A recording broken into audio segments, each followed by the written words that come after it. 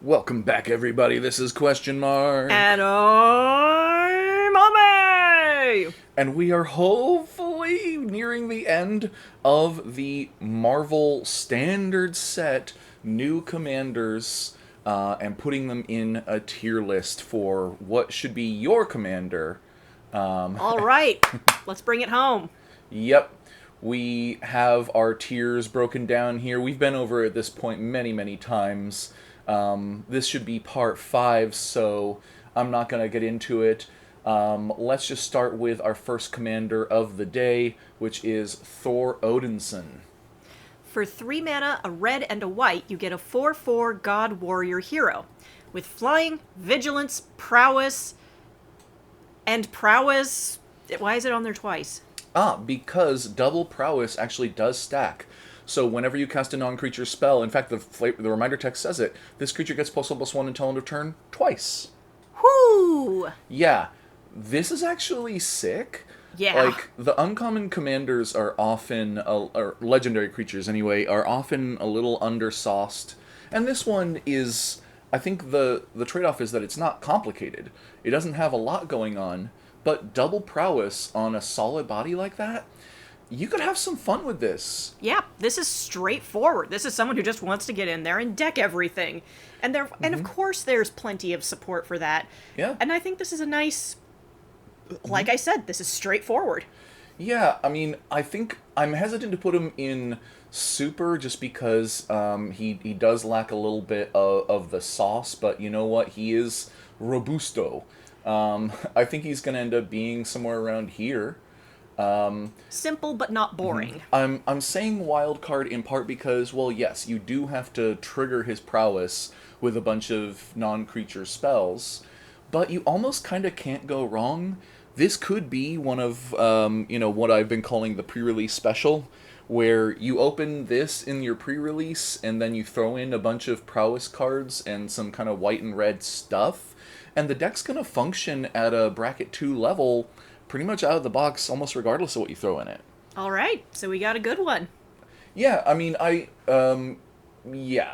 he could be super, but he also, I don't think, is significantly better if you put in 50 great cards versus 50 okay cards. He's very similar.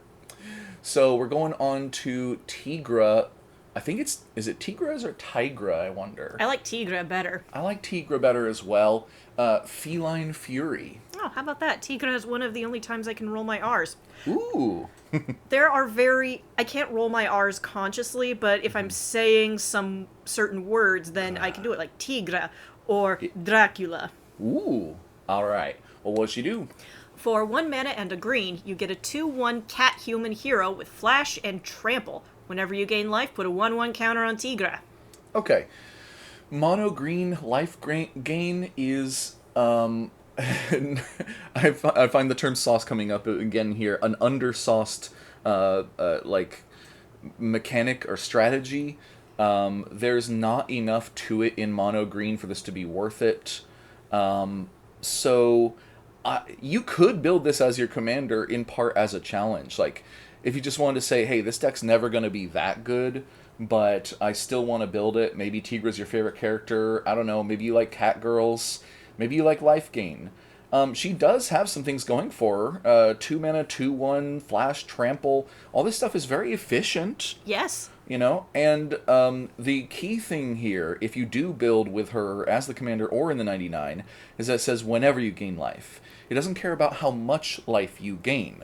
So you're not benefited to gain, 8 life at once. You're benefited to gain 1 life a lot. Put a lifelink counter on her and she'll be a nightmare. Yes, although that will once again be 1 instance of life gain, no matter how much life it is.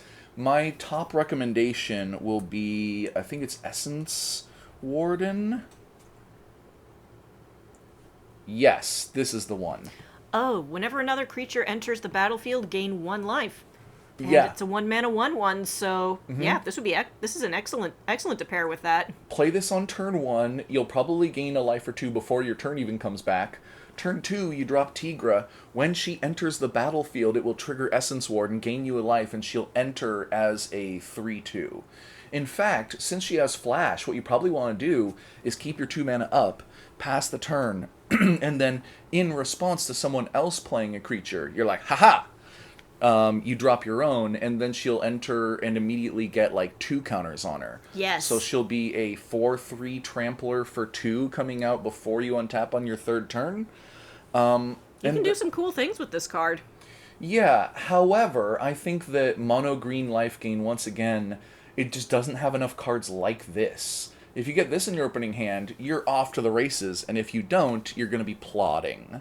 So, I think that I can't quite justify her being in the wild cards. However, if you're playing a life gain deck that includes green, then I think that she's pretty good.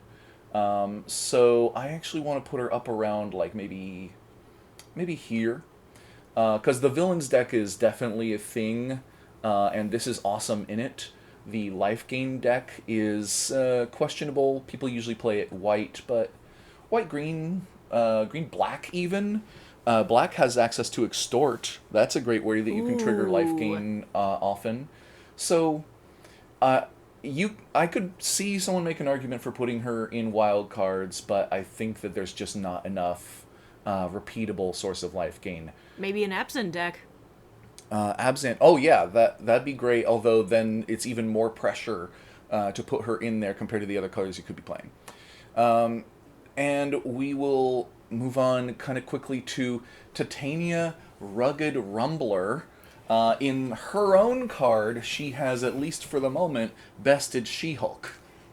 She-Hulk is looking at her like, girl, I'm about to throw you into a building. Like, that was my car you blew up. For 2 mana and a hybrid black-green mana, you get a 5/5 human villain. As an additional cost to cast this spell, discard a card or pay 2 mana. And she is ward, discard a card or pay 2 mana. Okay, so this one's tricky because does she pass the vanilla test? Yeah, actually. Kinda. So, as an additional cost to cast this spell, you have to either discard a card or pay 2 mana. If Still you pay passes. 2 mana, then she's a 5 mana 5/5. If you discard a card, then yeah, okay, you're right. She does pass even if you pay the extra 2 mana. But obviously, if you want her to be your commander, you want to have a deck that can discard some cards. So, But we're in black, so that is viable. now, if you do jump through that hoop and get out a 3 mana 5/5 with Ward, that Ward is a little nasty. Yeah, it is. She's got Ward 2, but with the option where people can discard a card. She's saying, hey, I paid the price to get here. Are you gonna? Yeah, I like that, like, tonally, flavorfully, and everything. But is that worth it to be your commander? She doesn't have trample. She doesn't draw you cards, make you mana, any of the other things that you would like a leader of a deck to do. She's just a bruiser who's a little difficult to remove. So you would want to put some equipment and stuff on her. Also, you would want to have some stuff that you wouldn't mind discarding. That could be cards with Mayhem or Madness. So we can go, let's see, how about Mayhem? I kind of prefer Mayhem these days. Yeah, you could play like Prison Break or something. Any of the cards with Madness or Mayhem, you can discard them to her ability, and then you can still cast them if you want. That guy's made out of bees, and I can't look away. Oh, this guy? Swarm, being of bees? Yeah. Bees! Yeah, it's kind of sad. He didn't quite make the cut in my insect deck, despite being an insect. Probably because he's a common, and my deck isn't based around discard. So, So Mayhem and Madness are one thing you can do with her. Another one that might be even easier, Life from the Loam, is a classic card that people play in a lot of green decks where you can just return lands from your graveyard to your hand. So you could always play Titania and discard either a land or Life from the Loam. And if you discard lands, Life from the Loam can bring it back. And if you discard Life from the Loam, you can dredge it back into your hand. So honestly, green-black has a lot of ways that you could easily discard a card and not mind too much. I still, I, th- Over I my think instinct is to put her in sidekicks because she a follower, not a leader. strangely I disagree because I don't think that she adds to a strategy as well.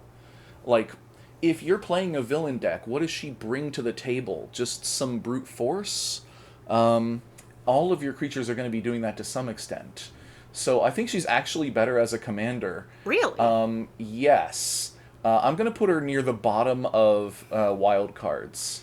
Because I think that, once again, if you like this character, I think build her as the commander. Because if you're putting her in a villain deck, you'd probably rather have a villain that, like, has some repeatable connive, or that gives your other villains menace, or something like that. They need to synergize. She doesn't synergize. She does not work No. well with others, okay? No. So if she's in Commander at all, it should be supporting her and not the other way around. Just as she would like. As we move on to one of the marquee cards and characters from the Marvel Cinematic Universe, from the Marvel Comics universe, it's Tony Stark. For 1 mana and a blue, you get a 1/3 human artificer hero. For 1 mana and a tap, you can look at the top 4 cards of your library. You may reveal an artifact card from among them and put it into your hand. Put the rest on the bottom of your library in a random order.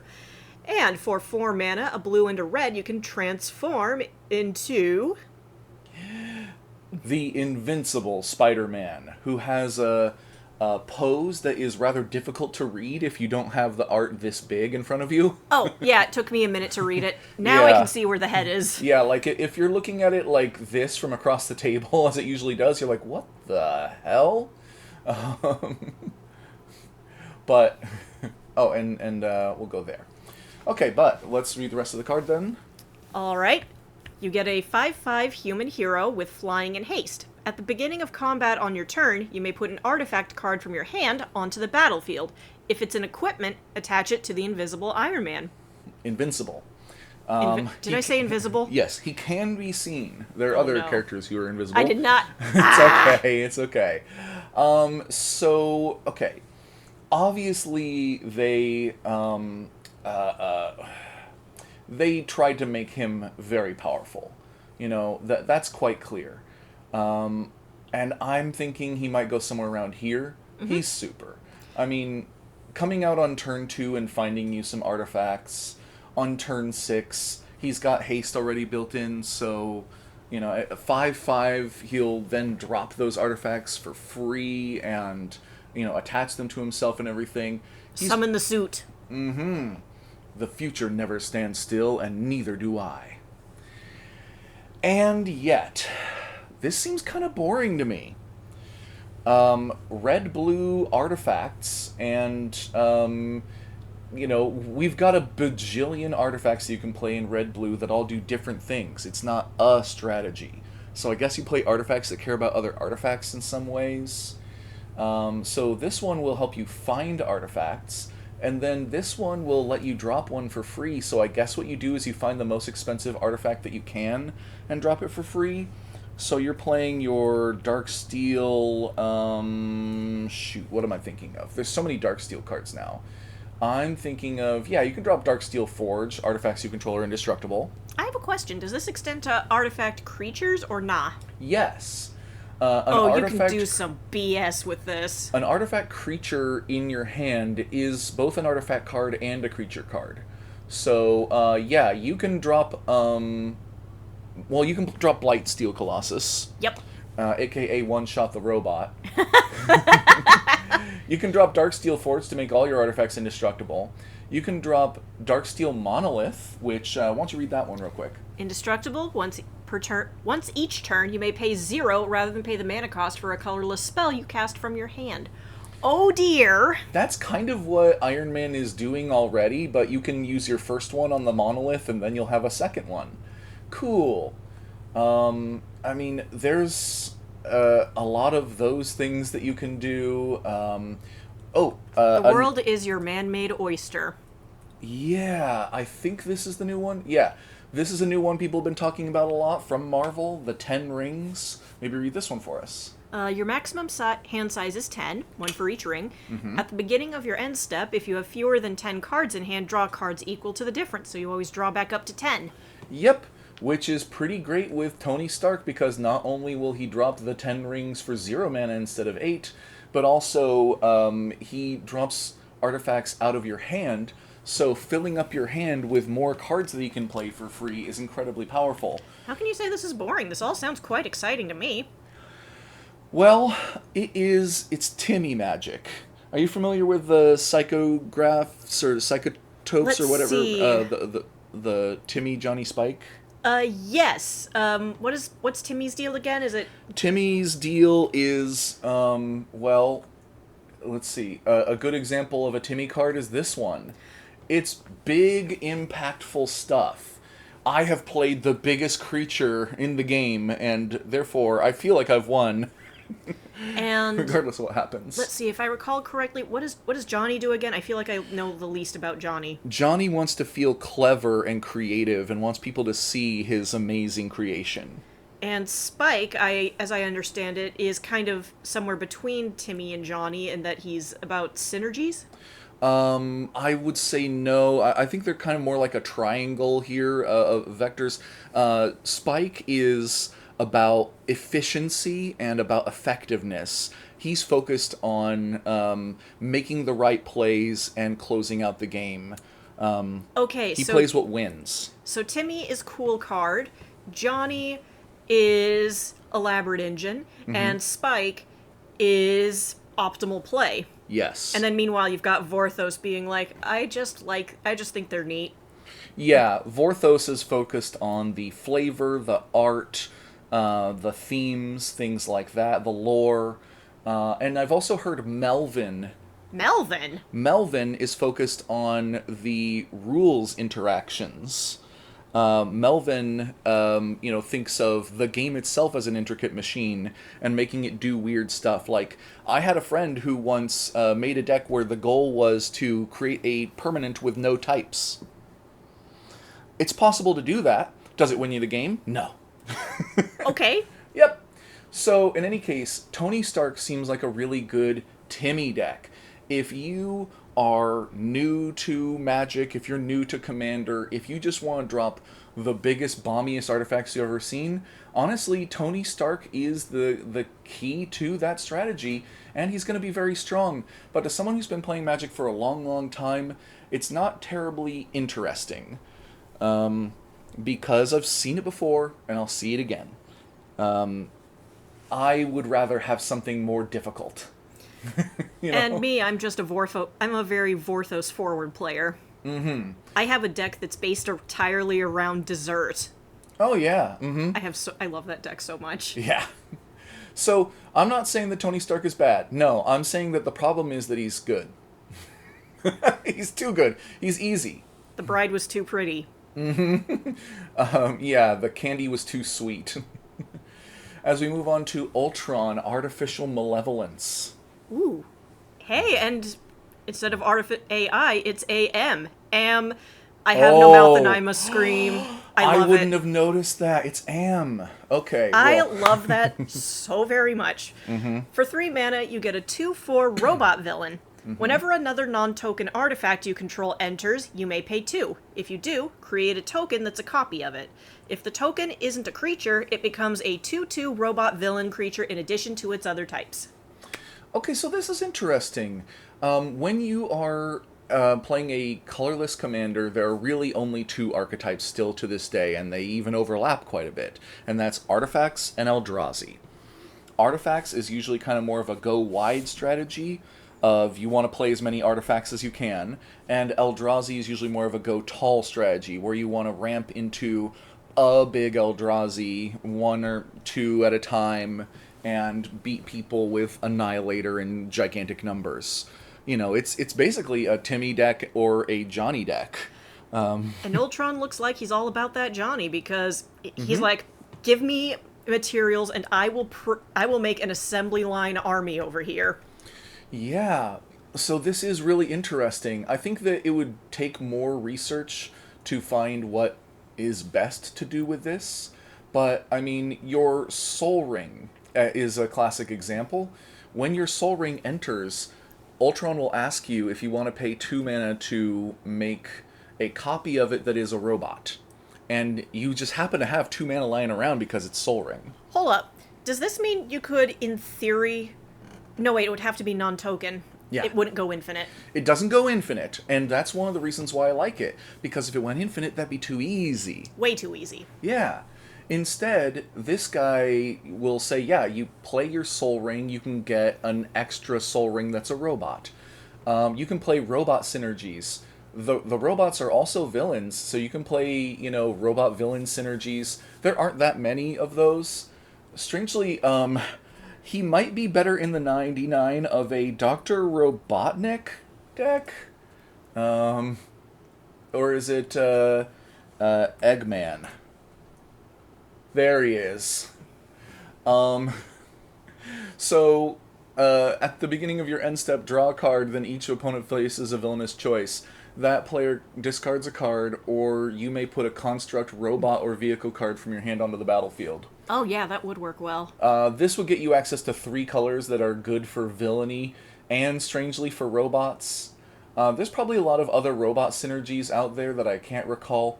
Unfortunately, in Magic's history, most of the things that you could call a robot were probably golems. Because robots are animated by science, golems are animated by magic. Right, and even though I think there has been a bit more, they've been allowing those things to overlap a little more lately, that was definitely not the case all the way through, so I guess for the meantime, robots are just gonna be a little undercooked. Absolutely, because they only started printing robots with, I believe the set Aether Drift is the first one to have any robots in it. That's the set Aether Drift. I was wanting to see if I could remember one, but I can't. Oh, I can think of one. Yeah? What was it? One from Aether Drift? No, Unfinity, or Unfair, or... Oh, the one with all the attractions. You know what? You're right. Unfinity does have robots in it. There's, and a lot of them are clowns. Whoops, okay. Mechanic-clown. Clowns. That could easily be one, but, yeah. Create 2 clown robot artifact creature tokens, which, you can't play a lot of this stuff in Ultron because they have colors, but strangely enough, you could play Clown Car in an Ultron deck. That would be funny. Oh, wait a second. Okay, rules question here then. Say you spend like 5 mana on Clown Car, right? Yeah. And then when it enters, you pay 2 to make a copy of it, except it's a robot. So X in the mana cost of a spell is it's 0 in any zone other than the stack. So when you pay for it until it resolves, it is actually that number. Then once it's on the battlefield, it's 0 again. So when this enters, roll X 6-sided dice. So they actually changed the rules recently so that the value of X can be carried over to the battlefield for abilities like this. I actually think I would need a ruling on if Ultron will still see the X up there and copy it. Because if so, then you get to roll 5 more 6-sided dice, and if not, then you get no more 6-sided dice, and that would be a little sad. Either way, that'd be a fun way to get a robot clown army. Yeah, actually. And the thing is, I think Ultron would actually find it a little funny.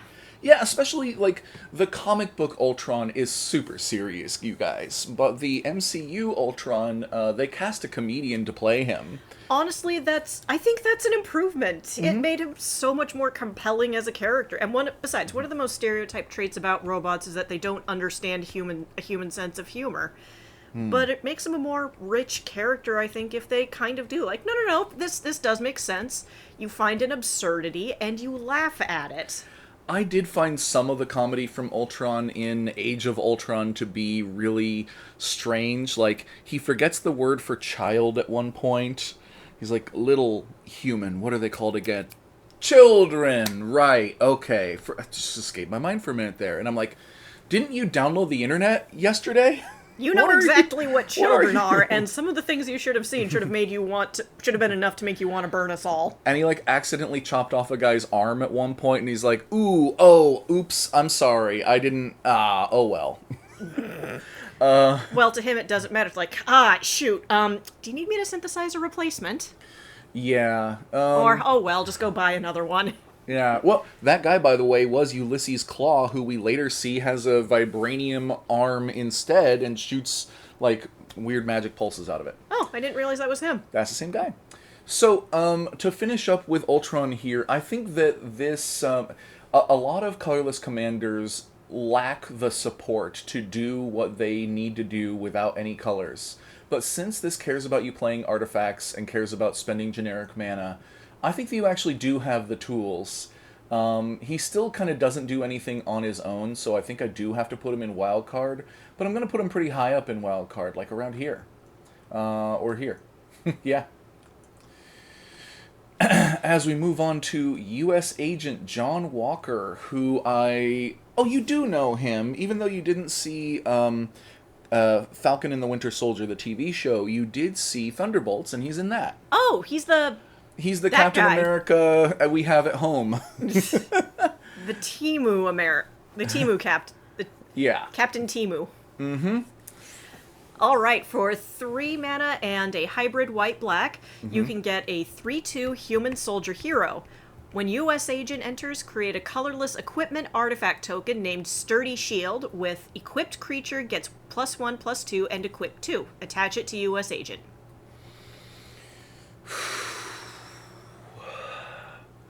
Okay, so if you include the Sturdy Shield in his power and toughness, he becomes a 4/4 for 4. So he passes the vanilla test with some, like, kind of caveat here. But that's about it. And I think because he just has an enters trigger, the best thing that you could do with him would be, like, flicker him to make more Sturdy Shields. For your whole army. Yeah, and he will equip the new one each time, and then he can pick up the old one, and all of that sucks. If you do make him your commander, you should call it Share with the Class. Also, if you remember what happened to his Sturdy Shield in the movie, It got broken, didn't it? it got bent. Because it's not made of vibranium. It's made out of, like, really high-quality steel, but, like, you put it in the hands of a true, like, Super Saiyan, basically. And he's just like, "Rrr," and it's a Pringle now. And, yep, and now it's a taco. So yeah, there's virtually no reason to play this guy in Commander. He's not that good in the 99 of a hero deck, or a human deck, or a soldier deck. He's not a good commander, so yeah, sorry. I am kind of glad, actually, to get another one to throw all the way in the bottom, because I was thinking maybe I'm being too generous on these cards. And then you remember why you're here. Yeah, I don't even hate him. He's not, like, actual trash garbage, but he should not make the 99... He should not make the final cut on any deck, really. This just ain't his format. Yeah, there's just better stuff, lots of it. I didn't know about Viv Vision Teen Synthezoid. I've never heard of them. She seems like a cool character, but she looks a little like she belongs in Fortnite. Oh, yeah. She's fighting Ultron bots here, and with a name like that, I'm thinking maybe she's like a daughter of Vision and somebody? Maybe. Maybe Anyway. Vision just decided to have a daughter. Maybe. I could see that. He could probably do it. Well, what does she do? For 3 mana, you get a 2/2 robot hero with flying. She has 2 abilities here. The first one is Cybernetic Senses. Whenever Viv Vision attacks, draw a card if her power is 4 or greater.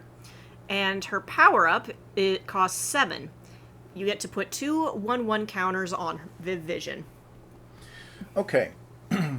As a commander, has all the same problems that all the other colorless commanders do, but she doesn't particularly synergize with other artifacts very much. The main thing that she does is draw a card when she attacks if. That if is pretty easy to meet. Probably the simplest one would be just like Bones Splitter. Or you could just use her power-up move. Yeah, but her power-up move costs 7, Yeah. right?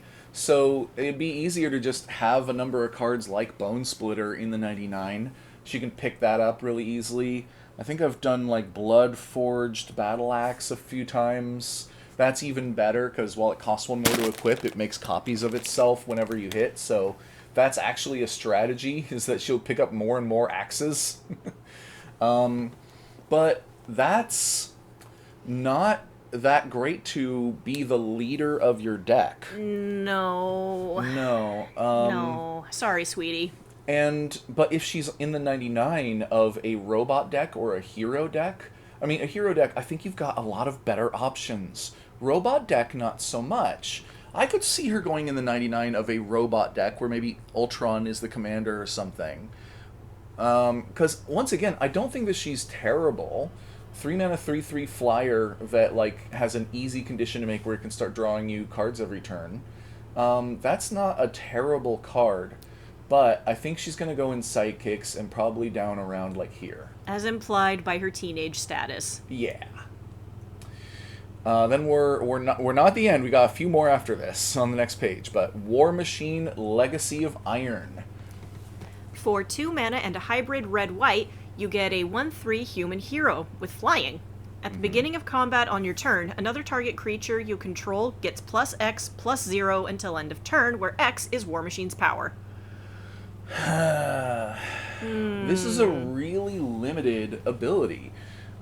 It does trigger, like, on the turn that he enters, you can buff one of your other creatures, but by default, of course, it's only by 1 power. Oh, wait, the flavor text. Listen up, you screwheads. You're history. Seems like we're riffing on Bruce Campbell a bit there. But, honestly, this is kind of exactly what I expect from an uncommon in one of these sets. This guy's solid in draft and sealed and all that, but I don't think that he's that great as a commander or in the 99, because his effect isn't very good unless you put some equipment and stuff on him. You know, but if he is your commander, you put a lot of equipment and stuff in the deck that you can put onto him, but then it's probably not worth doing. And if he's in the 99, you need to have a deck that just coincidentally has a bunch of things that can buff his power. So, I'm torn on whether he makes it into sidekick or not. Having flying is pretty good. Being hybrid of 2 different colors is great in limited again, because you could play it in a mono red deck or a mono white deck or whatever. You could splash it, but not in commander. I think for that reason, I gotta put him in reject, but I think I'll put him at the top. Too bad. All right, we got 7 cards left. Let's go. All right. Whiplash, 8 Vengeful Engineer. Dang. Yeah. All right, Okay. for a black mana, you get a 2/2 human artificer villain who enters tapped. Whenever Whiplash attacks, if he's equipped, each opponent loses X life, and you gain X life, where X is the number of equipment attached to him. Okay, so we're passing the vanilla test, but at what cost? At the cost of entering tapped. However, do you know how sick it is to have a commander that you play on turn 1? That is pretty sick, and he should be up and running on turn 2. Yeah, okay, it was, I think that was just like the laundry machine being done. Don't worry about the beeping. And then the art here, he is absolutely wrecking house. Yeah, this is really cool. Oh, there's somebody in the background like, forget it, I'm out. I'm not being paid enough for this! Do you know how much those computers cost? Wrap yourself in whatever armor you wish. I will shred you apart. Also, when you play your commander, you normally have to wait a turn before you can attack with them anyway because of summoning sickness. Entering tapped isn't that much different from it. And what are the odds that your opponents are going to invest a lot of resources in killing your 1-mana commander? I mean, you can easily recast him. This guy's going to be on the People field a will lot, whether your underestimate him. enemies want him to or not. And then mono black. Okay, I've said before in many videos how being a mono color can really hold you back. If the theme that you would run alongside them, doesn't have enough support in your color, well, he cares about equipment, and equipment are almost always colorless. So most equipment will be viable in his deck, and even a lot of cards that care about equipment are themselves artifacts, colorless. You can put them in there. And I think this guy actually is sick. I think this guy is subtly amazing, especially because, once again, if you're playing a Voltron commander, one of the toughest things about it is that you want to load all your stuff onto one card. And then if you use it to attack, you cannot use it to block, and everyone can just, like, bully up on you like it's that JoJo meme, you know, of, like, three guys stomping you in the street. That's what Everybody happens. comes in for the kicking. However, if each opponent loses X life and you gain X life, where X is the number of equipment attached to him, well, then you are gaining a pretty good buffer of life. You might be able to actually overcome that. So, I think the game plan is... I ain't dead yet. I think the game plan is put as much equipment as you can in the deck that cost as little as possible. So you can just drop equipment after equipment after equipment, equip them all to him, and just keep on attacking and gaining like 5 life, making your opponents each lose 5. By the way, Voltron, where you can be coming at one player every turn and still be softening up everyone else, so that when you shift, you've already gotten everybody else to like half or something. You've got removal in mono black. You've got cards that can give indestructible in mono black. I think this guy... This guy is at least super, right? He's my hero. Also, you get to pull out some Iron Man 2 references of like, I want my bird. I think I saw Iron Man 2, but for the life of me, I don't remember that much about it. Mickey Rourke puts on a fake Russian accent. It's the one where Elon Musk is in it, shaking hands with Tony Stark. Maybe that's why I don't remember it. There's a F1 race at the beginning where Tony Stark gets his car chopped in half and then pulls a suit out of a suitcase. Suitcase is a case for the suit. Makes sense. Yes. Yeah. Yeah. So, they have confirmed a fan theory from that movie that the kid near the end of the movie who, like, faces off against one of Whiplash's robots wearing an Iron Man, like, fake mask. Yeah. And then, like, Tony Stark zooms in there and saves him.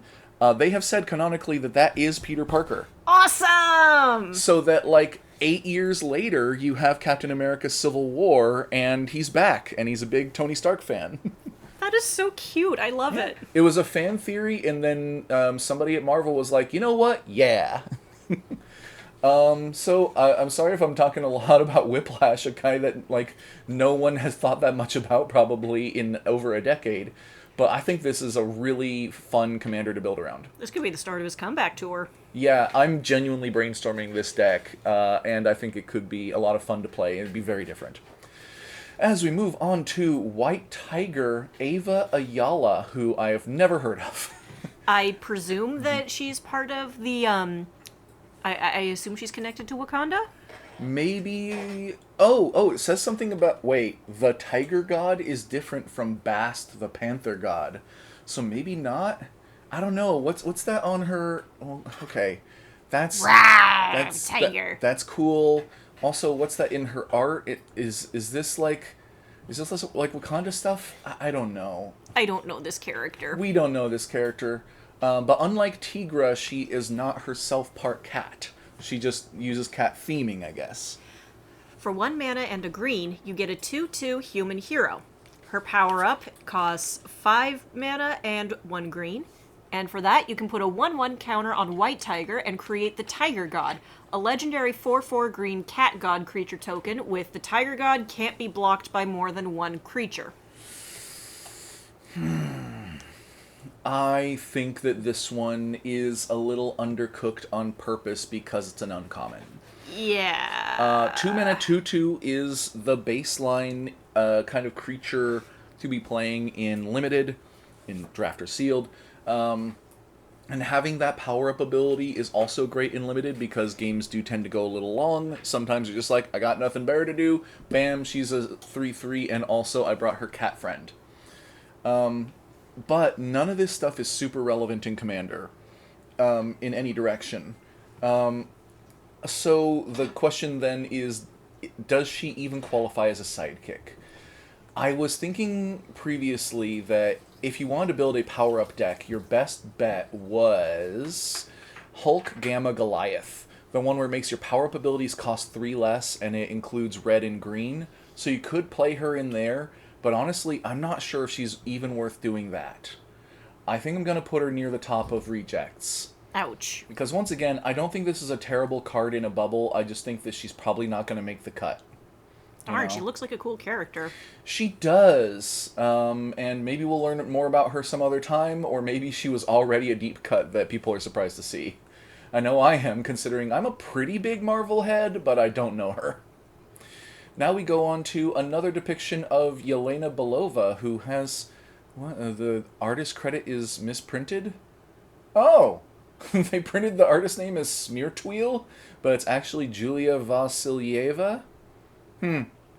Okay. Oh my. Well. Drama. Anyway, we got the lurker up in the rafters here. White Widow, free agent. For 3 mana and a white, you get a 2/3 human hero villain. When White Widow enters, choose one.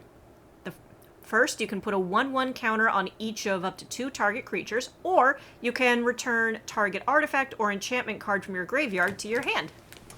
Okay, so this one seems pretty clear to me that she's not intended to be a commander. She is clear psychic material, and not a great one at that, because she only has an enters trigger, and she fails the vanilla test. Although putting 2+1/+1 counters can make up for that, because... if you put a counter on her and a counter on somebody else, then she's like a 3/4, and then you also added another +1/+1, so that kind of adds up. But still, she's really only viable, I think, in a blink deck. I believe there is... Yeah, that version of Thor that's Jane Foster, the white-blue one, I think I put her here. This is a white-blue deck that does flickering, and where the commander's a hero, and cares about artifacts. So I think you might put her in the 99 of a Mighty Thor Jane Foster deck. Also, can I just say, this artwork makes her look like she's in a Metal Gear Solid game. I approve. Oh, totally. I approve of this. For years I wanted to be you, Natasha, but I make my own way now.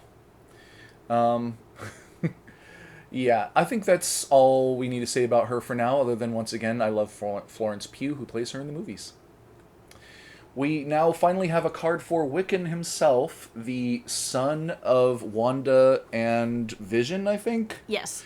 The one who takes after Wanda. So he is a rising magician. And he has a Vincent Valentine cape and kind of a generic bodysuit. And a kind of gambit helmet.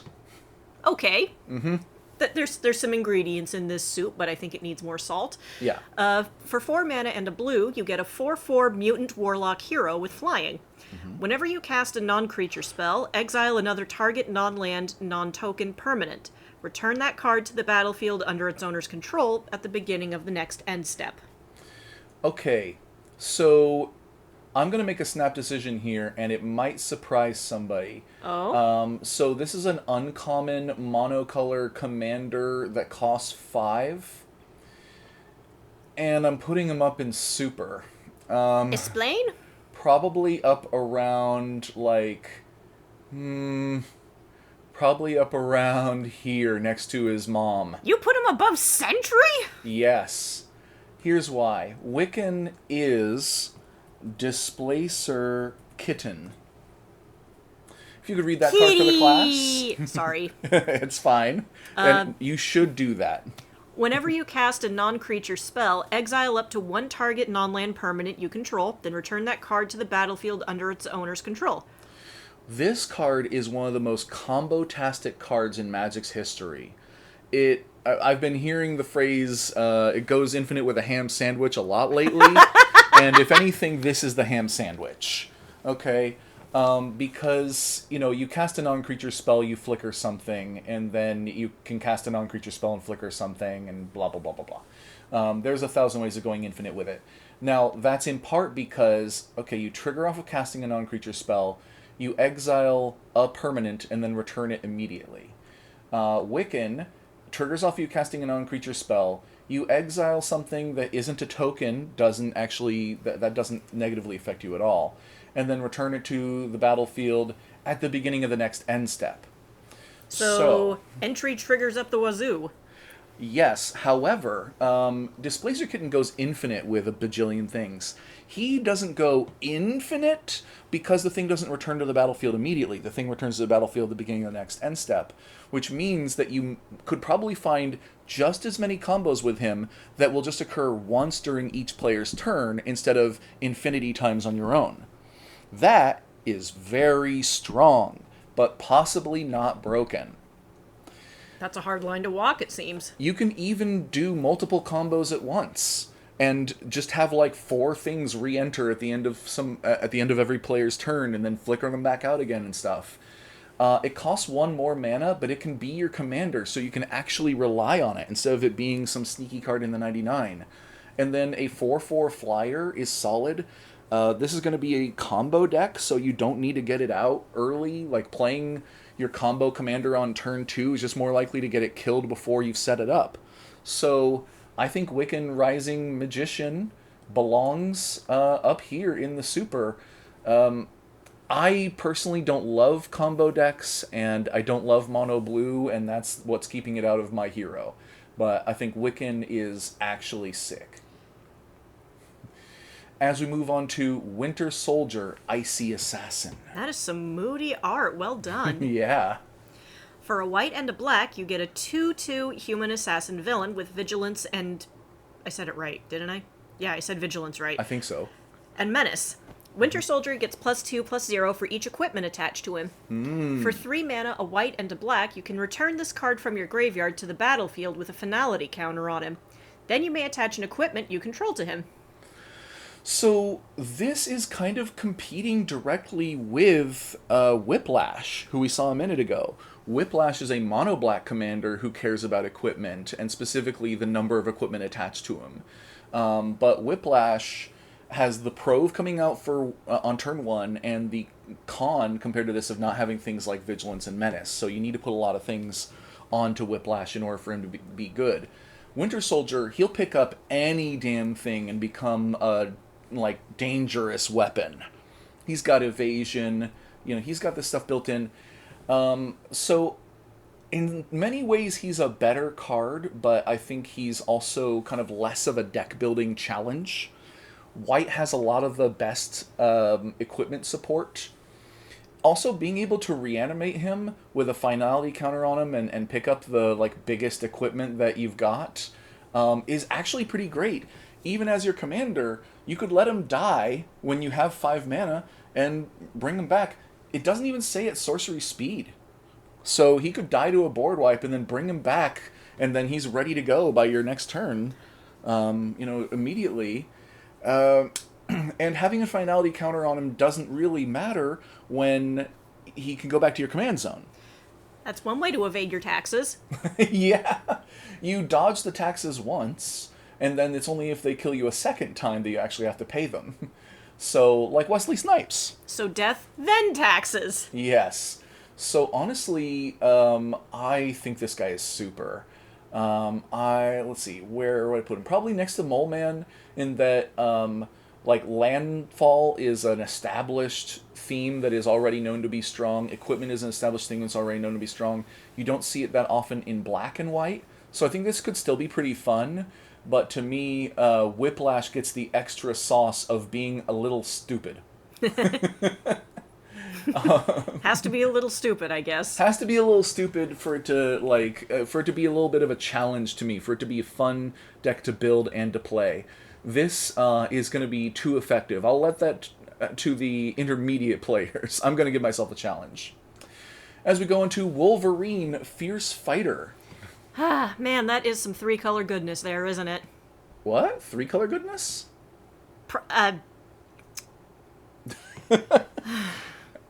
He's red and green, so I see 2-color goodness. What does the rest of the card do? When I said 3-color goodness, I was mainly referring to as in RGB monitors, as in cartoons. Oh, okay. So you're talking about like we've got some kind of classic cartoon comic book art here. Um, this is not the hyper realistic art that you see on some Magic cards. But This that's is okay. Sometimes we like things to be a bit stylized and silly. it's a little retro. It's But kind of that's 80s. good. That's what makes it. The camp makes it all the more tasty. You know what? I'm gonna just check here. Yeah, that's more the Wolverine that I grew up with. This is like 90s Wolverine. See, I look at this and I go, And this is more like 80s Wolverine where, like the animation they had a bit of a budget, you know. Anyway. this I feel a bit more charitable towards than the other. Okay. All right, for 2 mana, a red and a green, you get a 3/5 mutant berserker hero with haste. When Wolverine enters, he fights up to one other target creature, because of course he does. Yeah. If damage would be dealt to Wolverine, instead that damage is dealt, but all other damage already dealt to him is healed. You picked the wrong dance partner, bub. You picked the wrong dance partner, bub. I can't do the voice right, but I think that's Yeah. more of the cadence he would say it in. Okay. Well, in any case, a 4-mana 3/5 that is removal is a good start. He's removal because he will kill any creature with 3 or less toughness. You could put him in a deck where you have ways of making that even greater. There are some where it's like your creatures deal double damage, or your creatures enter and get a buff on them with things like Battle Master. Is that what I'm thinking of? Nope. Although, hi there. Whatever. In any case, there's a lot of things you can synergize to make the fight pretty good. There are other fight commanders, actually. Let me see if I can remember. Is it Naeth? Naeth of the Dire Hunt is a fight commander, because whenever one or more creatures you control fight or become blocked, you draw a card. So she actually is a pretty good commander to put Wolverine in the 99 of. But the really strange thing is that last ability. No card has ever had an ability like this one before. No kidding. In multiple ways. One, that it's like the new damage is replaced by the new damage, but you subtract the old. So like, just even thinking about it is a little, a unique ability. But also the word healed has never been rules text before. In the past, the damage has been like removed or something, but they use the term healed here. I think I this think is to because make. Wolverine. Well, yeah, I think it's to make it more to be a more obvious reference to his healing factor. Yeah, I think it's a more thematic word to use rather than a kind of Melvin word. It's a more Vorthos word, and it does make sense. It's grokkable, So we may see this mechanic more, this phrasing more, on things like regeneration, where all previous damage is healed, or shield counters, or things like that. Maybe it'll be a one-off, maybe it'll set a precedent, but where do we put this guy? And it does mean that you have to deal 5 damage all at once to kill him. So is he a good commander, though? Actually, no. You would want to have some kind of ongoing effects. No, he's not a good commander, but he's a good sidekick. So I would put him up around maybe here. At his best in a Naeth deck. All right. And we're on to Wonder Man, next to last. I barely know who this guy is. He got a TV show recently, and I haven't seen it. Wonder Man Hollywood Hero. What is this, Johnny Cage with superpowers? Yes. Okay. For 3 mana and double red, you get a 4/4 human performer hero with flying. Each power-up ability of permanents you control can be activated an additional time. Oh, I like that one. Mm-hmm. And his power-up costs 5 mana and double red. Put 2 1/1 counters on Wonder Man. Honestly, this one's pretty easy. Can I just say I love the reminder text? Oh, okay, I'll get back to that in a second then. So Wonder Man is definitely a sidekick, and I'm thinking he probably goes like up around maybe here. But the reminder text. Activate each power-up ability only once? Reduce the cost by his mana cost if he entered this turn. Huh. I like I like that the reminder text is feeling doubtful. Wow. That You know is what? funny. I've never seen that before. Okay.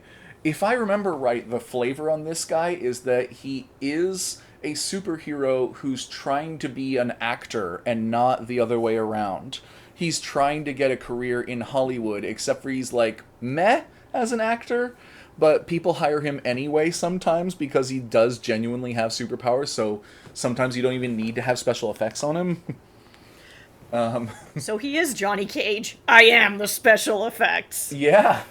I am the special effects. So here's the thing. Once again, Mono Red cares about power up.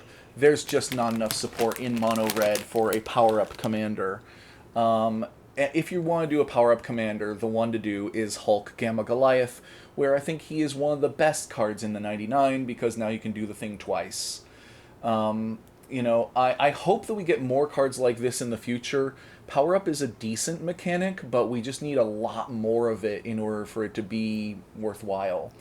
So, yeah, just straight up sidekick. He might get better depending on how much support Power Up gets in the future. Absolutely. I mean, we have probably 4 more superhero Marvel sets coming up. Power Up was not in the first one, but I bet it'll come back. As we go into our final commander for this section of the review, Yes! Yellow Jacket Heartless Marauder. For 1 mana and a black, you get a 1/2 human rogue villain with flying. Whenever another villain you control enters, Yellow Jacket gets +1/+0 and gains lifelink until end of turn. That's not very impressive. Sidekick? On the one hand, he synergizes with villains entering, so you want to build a deck that's full of villains, but I am skeptical that mono black villains is strong enough on its own, and I don't think that he's a strong enough leader to pull up mono black villains all by himself. So if he's anything, he's a sidekick. But is he anything?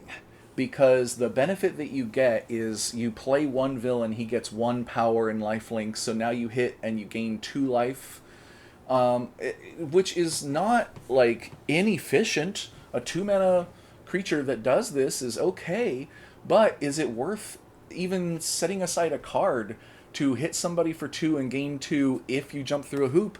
I think the answer is no. I don't, once again, I don't think it's a bad card, but I don't think that it has a place in Commander, really. In Commander, he's getting the windshield treatment. Oh yeah, he's getting run over by Thomas the Tank Engine. That was such a funny moment. Yeah. I love that. Mm-hmm. And with that, we have We did now... it! It is done! Well, yes and no. This is the standard set and every commander in it. We have also done the commander decks. We've recorded 3 out of 4 at this point. There is still the Fantastic Four deck for us to record. And there's the Jumpstart set and scene pack cards, whatever. So there are at least 2 more videos to record. The Fantastic Four one's probably going to be relatively short. There's fewer in that than in a lot of these. The last one, though, could be still 2 parts. So we might have, like, 3 more videos left to record. But this is the most important one to complete. This is giving Final Fantasy a run for its money. Oh, it absolutely is. I did look it up, and there are more legendary creatures in this release than there are in Final Fantasy. And there are 16 main series Final Fantasy games.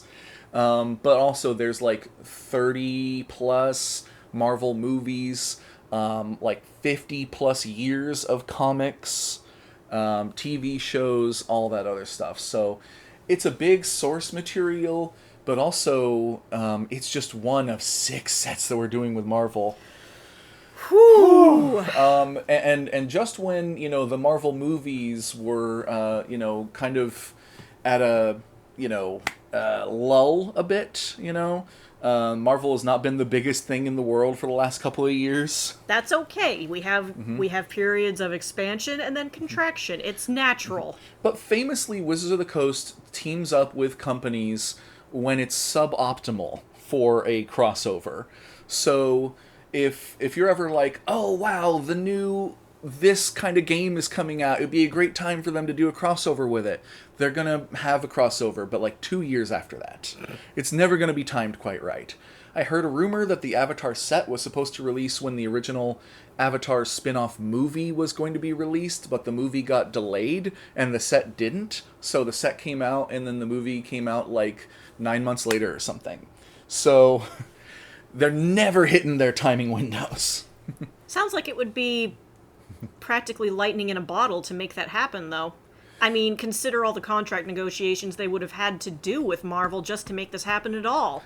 Also, I think that a lot of these companies are more willing to work with Wizards of the Coast when their IP is at a lull than when it's at a height. Honestly, that's actually a good strategy because this Yeah. kind of, keeps the wheels greased. It's like, okay, we're not going to do it when we're at the height. We're not going to blow our wad there. We're just going to wait till we're at a bit of a lull, and then we're just kind of going to be like, hey, just kind of remember us until we get to the next big thing in Marvel. That's Yeah. okay. That's fine. Like, I think the that's sound. Spider-Man set came out over a year after the last Spider-Man movie and over a year before the next Spider-Man movie. See, it keeps the line up. Maybe that's what they're going for, these companies. It doesn't make the line go up. It keeps it up. We've heard that Marvel's probably doing a crossover, or sorry, that Wizard of the Coast is probably doing a crossover with K-pop Demon Hunters, a movie that came out in 2025. We're Dang it, I halfway haven't through even seen it. 2026. So it also does take Wizard of the Coast like a year and a half usually to develop any new product. So there's that. And this was something where nobody knew that it would be popular until after it came out. So that said, I think I've talked plenty here, and we'll get ready to release hopefully another couple of videos in this series so that eventually you can look up any legendary creature that came out this month for the Marvel product and find it in one of our videos and find out how good we think it is. I think we should start putting chapters in these. Oh, God, maybe. And I think I'm actually going to go back and add into the descriptions at least what letters they cover. And this one's through the end of the alphabet. Yep. So, with that said, I think we're going to clock off here. Bye-bye. Take care, everybody.